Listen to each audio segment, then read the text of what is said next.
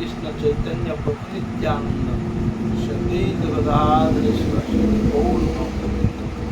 হরে কৃষ্ণ কৃষ্ণ কৃষ্ণ হরে হরে, হরে রাম রাম রাম।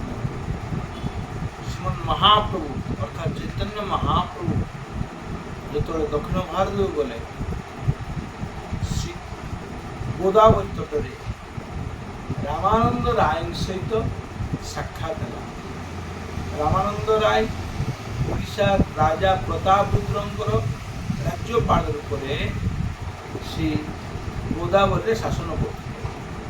କାରଣ ଓଡ଼ିଶାର ସାମ୍ରାଜ୍ୟ ଦକ୍ଷିଣରେ ଗୋଦାବରୀ କୃଷ୍ଣ ଏବଂ ଉତ୍ତରରେ ଶ୍ରୀ ଗଙ୍ଗା ପର୍ଯ୍ୟନ୍ତ ବିସ୍ତୃତ ଥିଲା, ବୃହତ୍ ସାମ୍ରାଜ୍ୟ ଥିଲା। ଓଡ଼ିଶାର ରାଜଧାନୀ କଟକରେ ରାଜା ରହୁଥିଲେ ପ୍ରତାପ ରୁଦ୍ର, କିନ୍ତୁ ତାଙ୍କର ପ୍ରଧାନ ରାଜ୍ୟପାଳ ବା ସେନାପତି ଭାବରେ ନିଯୁକ୍ତ କରି ରଖିଥିଲେ ରାମାନନ୍ଦ ରାୟଙ୍କୁ, ଯିଏ ରହୁଥିଲେ ଗୋଦାବରୀ ତଟରେ। ବର୍ତ୍ତମାନ ରାଜମଣ୍ଡି ବା କବୁର ଏହି ସ୍ଥାନରେ ରାୟ ରାମାନନ୍ଦଙ୍କ ସହିତ ଚୈତନ୍ୟ ମହାପ୍ରଭୁଙ୍କର ମିଳନ ହେଲା।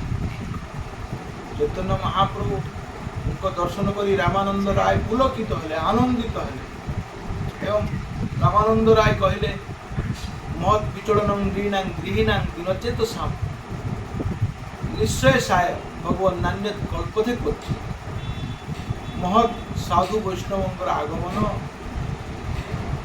ଜଗତର ପ୍ରାଣୀଙ୍କୁ ଉଦ୍ଧାର କରିବା ପାଇଁ, ଗୃହୀମାନଙ୍କୁ ଉଦ୍ଧାର କରିବା ପାଇଁ ଆପଣ ଆସିଛନ୍ତି। ଆପଣ ମୋର ମଙ୍ଗଳର ବାର୍ତ୍ତା କହି ମୋତେ ଉଦ୍ଧାର କରନ୍ତୁ। ରାୟ ରାମାନନ୍ଦଙ୍କ ସହିତ ମହାପ୍ରଭୁ ଯେ କଥୋପକଥନ ସମ୍ପୂର୍ଣ୍ଣ ବେଦ ଇତିହାସ ପ୍ରସିଦ୍ଧ ନିର୍ଯାସ ଯାହା କହନ୍ତି, ରାମାନନ୍ଦ ରାୟ ତାଙ୍କୁ ଲକ୍ଷ୍ୟ କରି ଚୈତନ୍ୟ ମହାପ୍ରଭୁ ପ୍ରଶ୍ନ କରିଲେ, କହରାୟ ସାଧ୍ୟର ନିର୍ଣ୍ଣୟ, କ'ଣ ସାଧନ କରିବା ଦରକାର?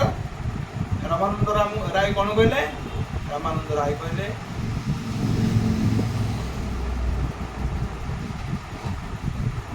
ବର୍ଣ୍ଣାଶ୍ରମ ଧର୍ମରେ ରହି ହରିଭଜନ କରିବାକୁ। କିନ୍ତୁ ମହାପ୍ରଭୁ ନାକଚ କରିଦେଲେ, ଅର୍ଥାତ୍ ବାତିଲ କରିଦେଲେ। କହିଲେ, ଏହୋ ବାଚ୍ୟ ଆଗେ କହ। ରାମାନନ୍ଦ ରାୟ କହିଲେ, କୃଷ୍ଣେ କର୍ମାର୍ପଣ ସର୍ବସାଧ୍ୟ ସାର। ରାମାନନ୍ଦ ପୁଣି କହିଲେ, କୃଷ୍ଣେ କର୍ମାର୍ପଣ, କିନ୍ତୁ ମହାପ୍ରଭୁ କହିଲେ, ଏହୋ ବାଚ୍ୟ ଆଗେ କହ। ଏହା ଉପଚାର ମାତ୍ର, ବାହ୍ୟ। ଆହୁରି ଆଗକୁ ଯାହା ଅଛି କୁହ। ରାୟ ରାମାନନ୍ଦ ପୁଣି କର୍ମାର୍ପଣ କଥା କହିଲେ ଏବଂ ମହାପ୍ରଭୁ ଏହୋ ବାହ୍ୟ ଆଗକୁ ଆଗ କହେ।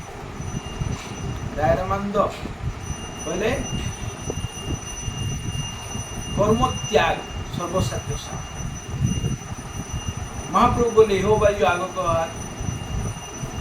ରାୟ ରାମାନନ୍ଦ କହିଲେ, ଜ୍ଞାନ ମିଶ୍ରା ଭକ୍ତି ସର୍ବସାଧ୍ୟ ସାର। କିନ୍ତୁ ରାୟ ରାମାନନ୍ଦ ବୋଲେ এই কথাକୁ ଚୈତନ୍ୟ ମହାପ୍ରଭୁ ପୁଣି କହିଲେ, ଏହୋ ବାହ୍ୟ ଆଗେ କହ। ବୋଲେ ରାୟ ରାମାନନ୍ଦ ରାୟ କହିଲେ, ଜ୍ଞାନ ମିଶ୍ରା ଭକ୍ତି ସର୍ବସାଧ୍ୟ ସାର, କିନ୍ତୁ ଏହୋ ବାହ୍ୟ।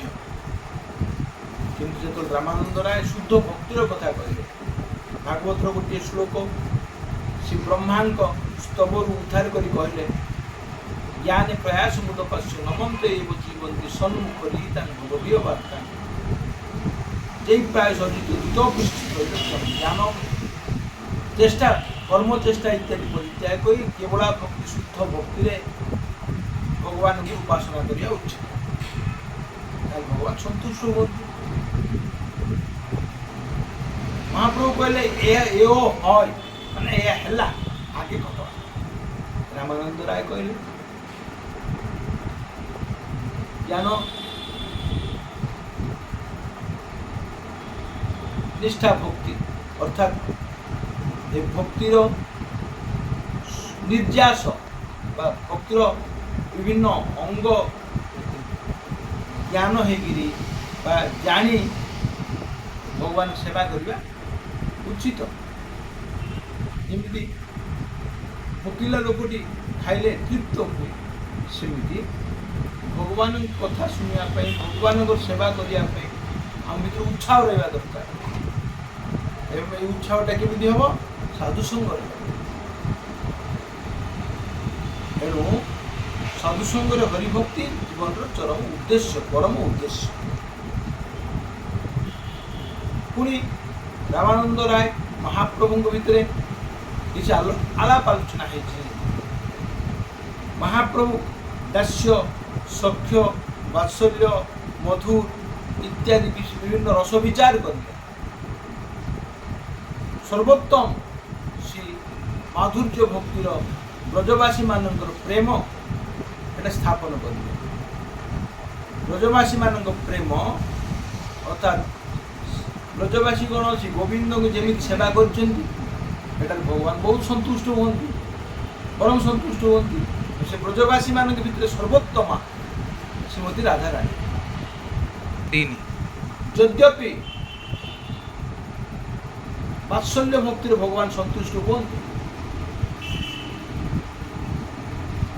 ଯେମିତି ନନ୍ଦ ବାବା ଯଶୋମତୀ ମା ସେବା କରିଛନ୍ତି, କିନ୍ତୁ ସର୍ବୋତ୍ତମ ରାଧାରାଣୀଙ୍କର ଭକ୍ତି, ରାଧାରାଣୀଙ୍କର ପ୍ରେମ, ମାଧୁର୍ଯ୍ୟ ପ୍ରେମ। ନେମଂ ବିରଞ୍ଚୋ ନ ଭବସ୍ୟ ନ ଶ୍ରୀରପି ଅଙ୍ଗଶସ୍ୟା ପ୍ରସାଦଂ ଲେଭିରେ ଗୋପୀଜ ତତ୍ପ୍ରାପ ବିମୁକ୍ତିଦାତ। ଅର୍ଥାତ୍ ବ୍ରହ୍ମା, ଶିବ, ମହାଲକ୍ଷ୍ମୀ ପର୍ଯ୍ୟନ୍ତ ଯେ ପ୍ରେମ ପାଇନାହାନ୍ତି, সেই ପ୍ରେମର ଅଧିକାରୀ ହେଇଥିଲେ ଗୋପୀମାନେ। ଗୋପୀମାନେ ଯଥା ସର୍ବସ୍ୱ ଦିଏ এই ଗୋବିନ୍ଦଙ୍କୁ ସନ୍ତୁଷ୍ଟ କରିଥିଲେ। ତେଣୁ ସର୍ବୋତ୍ତମ ଭକ୍ତି ଗୋପୀମାନଙ୍କର ଭକ୍ତି, ସର୍ବୋତ୍ତମ ଭକ୍ତି, ଯେ ଭକ୍ତିର ଭଗବାନ ଅଧୀନ ହୁଅନ୍ତି। এই ଭକ୍ତିକୁ ରାଗ ଭକ୍ତି ମଧ୍ୟ କହନ୍ତି। ଅର୍ଥାତ୍ ଶାସ୍ତ୍ରବିଧି ଅତିକ୍ରମ କରି, ଶାସ୍ତ୍ରବିଧି ବାହାରେ এই ସର୍ବୋତ୍ତମ ଭକ୍ତି। ଭଗବାନ ନିଜେ କହିଛନ୍ତି, ୟା ଯଦି ମାନ କରି କରୟ ବର୍ଷନ ବେଦସ୍ତୁତି ହଇତ ହରେ ମୋର ମନ। ମୋର ପ୍ରିୟା ଅର୍ଥାତ୍ ପ୍ରେମିକା ମାନେ, ବ୍ରଜ ଗୋପୀ ମାନେ, ପ୍ରେୟସୀ ମାନେ ମାନ କରି ମୋତେ ଯେତେବେଳେ ବର୍ଷନ କରନ୍ତି, ସେତେବେଳେ ମୁଁ ବହୁତ ସନ୍ତୁଷ୍ଟ ହୁଏ। ବେଦସ୍ତୁତିଠୁ ସେଇ ଭାଷାଟି ମୋର ଆନନ୍ଦଦାୟକ। ଅର୍ଥାତ୍ ଭଗବାନଙ୍କୁ ବ୍ରଜବାସୀ ମାନେ କୀଟବ ଅର୍ଥାତ୍ ଚିଟାର ବା ଠକ ବୋଲି ସମ୍বোধନ କରୁଛନ୍ତି। ଭଗବାନ ସନ୍ତୁଷ୍ଟ, କାହିଁକି ନା ଭଗବାନ এই ଭାଷା ଶୁଣିବା ପାଇଁ ବ୍ରଜରେ ଆବିର୍ଭାବ ହେଇଛନ୍ତି, ବୈକୁଣ୍ଠରେ ବେଦସ୍ତୁତି କରନ୍ତି। ଭଗବାନ ସେମିତି ସନ୍ତୁଷ୍ଟ ନୁହନ୍ତି, କିନ୍ତୁ ବ୍ରଜବାସୀ ମାନେ ଯେତେବେଳେ ଭଗବାନଙ୍କୁ ଗ୍ରାମ୍ୟ ଭାଷାରେ ଉପଭାଷା କହନ୍ତି, ଭଗବାନ ସନ୍ତୁଷ୍ଟ ହେଇଯାଏ। ତେଣୁ ସର୍ବୋତ୍ତମ ହେଲା ଗୋପୀମାନଙ୍କର ଭାଷା, ଗୋପୀମାନଙ୍କ ସେବାରେ ଭଗବାନ ପରମ ସନ୍ତୁଷ୍ଟ। ଏମିତିକି ଭଗବାନ ନିଜେ କହିଛନ୍ତି, ନାୟଂ ନପାରେୟଂ ନିରବଧ୍ୟ ସଞ୍ଜୁଜାଂ ସସାଧୁ କୀର୍ତ୍ତନ ବିବୁଧାୟ ସାଧୁ। ଯଦିଓ ଗୀତାରେ ମୁଁ କହିଛି, ଯେ ଯଥାମାନ ପ୍ରପଦ୍ୟତେ ତାଙ୍କ ସଦୈବ ଭଜାମ୍ୟହମ୍, ମୋତେ ଯେମିତି ଯେ ଭଜନ କରନ୍ତି ତାକୁ ସେମିତି ମୁଁ ଭଜନ କରେ। କିନ୍ତୁ ଭଗବାନ ବ୍ରଜବାସୀମାନଙ୍କ ପାଖରେ ଋଣୀ ହୋଇଗଲେ, ନପାରେୟଂ, ମୁଁ ପାରୁନି ତମ ଋଣ ପରିଶୋଧ କରିବା ପାଇଁ। ତମମାନେ ନିଜେ ନିଜେ ସନ୍ତୁଷ୍ଟ ହୋଇବ, ନିଜେ ନିଜେ ସନ୍ତୁଷ୍ଟ ହୋଇ ତମମାନେ ଆନନ୍ଦରେ ଅବସ୍ଥାନ କର। ମୁଁ ବହୁ ଜନ୍ମ ପରେ ମଧ୍ୟ ତମ ଋଣ ପରିଶୋଧ କରିପାରିବି ନା।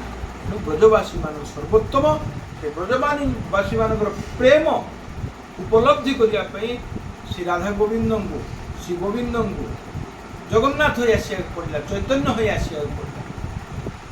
ଚୈତନ୍ୟ ଅବତାରର ମୂଳ ଉଦ୍ଦେଶ୍ୟ ସେଇ ଗୋପୀ ପ୍ରେମକୁ ଉଦ୍ଘାଟନ କରିବା, ଜଗତବାସୀଙ୍କ ପାଖରେ ଜଣାଇବା ଗୋପୀମାନେ ସର୍ବୋତ୍କୃଷ୍ଟ ଭକ୍ତି ଦ୍ୱାରା ମୋତେ ସନ୍ତୁଷ୍ଟ କରିଛନ୍ତି।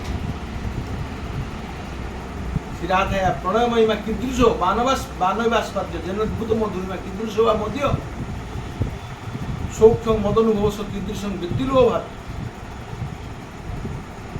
ବ୍ରଜବାସୀମାନଙ୍କର ପ୍ରେମ କେମିତି, ରାଧାରାଣୀଙ୍କର ପ୍ରେମ କେମିତି, ଏବଂ ମୋର ଭକ୍ତି ବା କେମିତି, ବ୍ରଜବାସୀମାନେ କି ସୁଖ ପାଆନ୍ତି, ତାହା ମୁଁ ଆସ୍ୱାଦନ କରିବି। ଏହି ଲୋଭରେ ସ୍ୱୟଂ ଶ୍ରୀକୃଷ୍ଣ ରାଧାଙ୍କର ଭାବରେ ବିଭାବିତ ହୋଇ ଏହି ଧରାଧାମରେ ଉପସ୍ଥିତ ହେଲେ, ଚୈତନ୍ୟ ଅବତାର ହୋଇ ଜଗତରେ ଆସିଲେ। ଯେତେବେଳେ ଶ୍ରୀକୃଷ୍ଣ ଚୈତନ୍ୟ ହୋଇ ଆସିଲେ, ତାଙ୍କର ବଡ଼ ଭାଇ ବଳରାମ ମଧ୍ୟ ନିତ୍ୟାନନ୍ଦ ହୋଇ ଆସିଲେ ଏବଂ ସମସ୍ତ ପରିକରମାନ ସମସ୍ତଙ୍କୁ ନେଇ ଆସିଲେ। ସମସ୍ତେ ସଂକୀର୍ତ୍ତନ ରସରେ ମତ୍ତ ହୋଇ ଏ ମାଧୁର୍ଯ୍ୟ ପ୍ରେମ ଆସ୍ୱାଦନ କରୁଛନ୍ତି। ଚୈତନ୍ୟ ମହାପ୍ରଭୁ ଆମକୁ ଯାହା ଦେଇଛନ୍ତି, ହରେ କୃଷ୍ଣ କୃଷ୍ଣ କୃଷ୍ଣ ହରେ ହରେ, ହରେ ରାମ ରାମ ରାମ ହରେ ହରେ, এই ମହାମନ୍ତ୍ର ନିରନ୍ତର ଜପ କରିବାକୁ ଆଦେଶ ଦେଇଛନ୍ତି। ତେଣୁ ଆମେମାନେ ସେ ମହାପ୍ରଭୁଙ୍କ ଆଦେଶ ମାନି ହରେ କୃଷ୍ଣ ମହାମନ୍ତ୍ର ଜପ କରିବା। ହରେ କୃଷ୍ଣ ଗୌର